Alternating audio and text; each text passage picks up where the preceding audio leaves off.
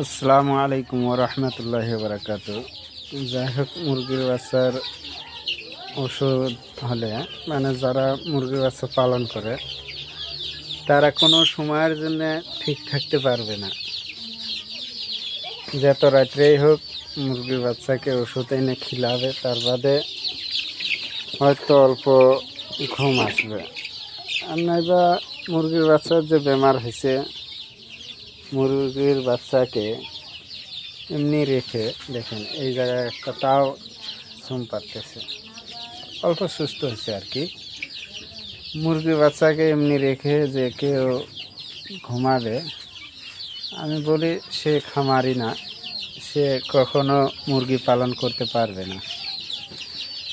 মুরগি পালন করতে হলে নিজের সন্তানের চেয়েও হয়তো বেশি তাকে যত্ন করতে হবে, তাকে সময় দিতে হবে।